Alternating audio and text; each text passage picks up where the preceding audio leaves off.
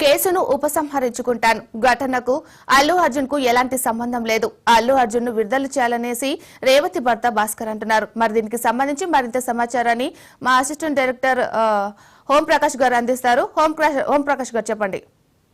మీనాక్షి, యాక్చువల్గా ఈ రోజు జరిగినటువంటి సంఘటనలన్నీ గమనిస్తే అల్లు అర్జున్ అభిమానులందరూ కూడాను సాయంత్రం ఏ రకంగా అయినా కానీ ఆయన జైలుకి వెళ్లకుండా ఇంటికే తిరిగి వస్తారు అని చెప్పి చాలా ఆశాభావంతో ఉన్నారు. కానీ వాళ్ళ ఆశల మీద నీళ్లు చల్లినట్టయింది. కోర్టు 14 రోజులు రిమాండ్ విధిస్తూ జైలుకి పంపించాల్సిందిగా చెప్పింది. కాబట్టి మరి కాసేపట్లో అల్లు అర్జున్ చెంచెలు కూడా జైలుకి తీసుకెళ్లే ఆస్కారం ఉందని చెప్పి తెలుస్తోంది.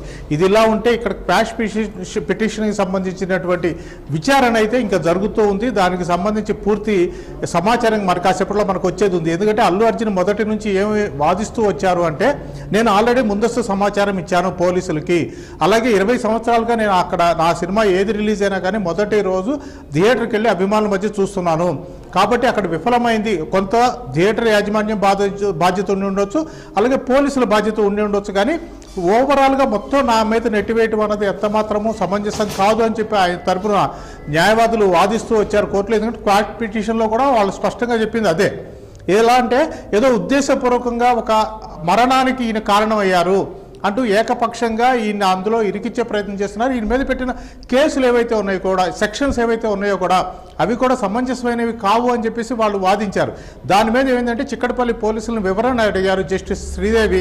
వాళ్ళు వివరణ ఇవ్వడం కోసమనే ఇవాళ మేము మిమ్మల్ని అరెస్ట్ చేయటం అని చెప్పకపోయినా కానీ వాళ్ళని తీసుకుని మీ ఏదైతే వివరణ కావాల్సి ఉంటుంది రండి స్టేషన్కి చెప్పి తీసుకెళ్ళి తర్వాత అరెస్ట్ చూపించారు. తర్వాత గాంధీ హాస్పిటల్కి తీసుకెళ్లారు. అక్కడ వైద్య పరీక్షలు నిర్వహించారు. నాంపల్లి కోర్టుకు తీసుకెళ్లారు.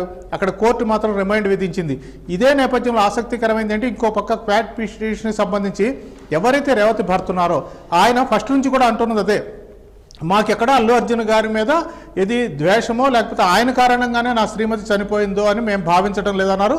ఆయన పోలీస్ స్టేషన్లో పెట్టిన కేసులు కూడా ఎక్కడ అల్లు అర్జున్ పేరు లేదు. నిజానికి ఆయన కేవలం అక్కడికి వెళ్ళాము, తొక్కిసలాట జరిగింది, నా భార్య చనిపోయింది అన్న విషయమే చెప్పారు తప్పితే అల్లు అర్జున్ పేరు ఎక్కడ ఎత్తలేదు.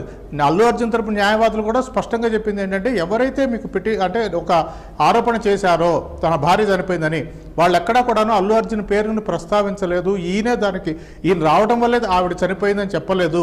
కాబట్టి ఈయన ఈ మొత్తం వ్యవహారానికి కారణం అని చెప్పి ఈయన పేరుని ఇరికించడం అన్నది ఎంత మాత్రం సమంజసం కాదని చెప్పే న్యాయవాదులు ఆ రోజున కోరారు. కోర్టు ముందు అయితే వాళ్ళు తమ వాదనను వినిపించారు.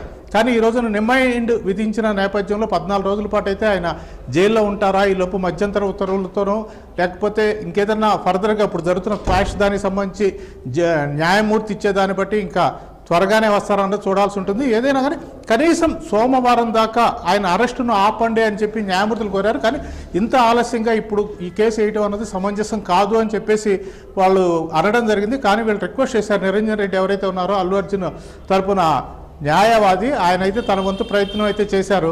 కానీ ఒక రకంగా రిమైండ్ అయితే విధించిన తరువాత ఇప్పుడు క్వాష్ పిటిషన్కి సంబంధించి ఎలాంటి నిర్ణయం వచ్చినా కానీ ఎలాంటి తీర్పు వచ్చినా కానీ అది దీని మీద ఎంతవరకు ప్రభావం చూపిస్తుందనో చూడాల్సి ఉంటుంది. Meenakshi, thank you sir.